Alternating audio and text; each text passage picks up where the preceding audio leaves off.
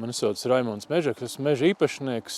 Atrodamies Cēsu novadā, Stalbes pagastā, īpašums Tīrainis.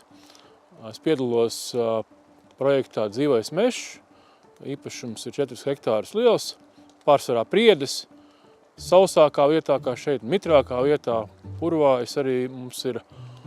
Un aptuveni puse, nepilni 2 hektāri ir dzīvā meža projektā. Iepriekš ir strādāts izlases veidā, pirms gadiem 15, mēram, ir zāģēts, bet tāda intensīva zāģēšana nav bijusi. Šo vietu es gribētu veltīt dabas aizsardzībai.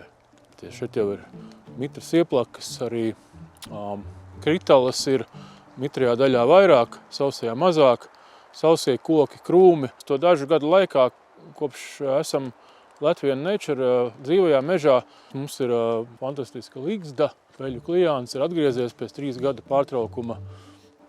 Programmas iegūms ir iespēja darboties, arī apmeklēt pasākumus, būt tādā kā kopienā ar līdzīgi domājušiem meža īpašniekiem. Tas varētu būt tas, kas ieinteresēja. Par monitoringu projektu ietvaros, es domāju, tas ir svarīgi. Tas ir tikpat svarīgi, kā piedalīties tajās semināros, ko projekts rīko. Tomēr tā kopības sajūta un arī pienākumu sajūta. Ka tas nav tikai tā, kaut ko tur paraksti aizsūti, kādu elektroniski parakstītu, ka tomēr meža īpašnieks pats iesaistās un es pieļauju, ka lielākā daļa nav biologi vai tāda ar dabas zinību izglītību, bet viņi kā vienkārši meža īpašnieki sāk saprast to, kas ir tā dabas vērtība un kāpēc viņi ir vajadzīgi. Ir meža īpašnieki, kas ir mantojuši savus īpašumus un mainās paudze. Un noteikti par to ir jāturpina runāt un stāstīt un skaidrot.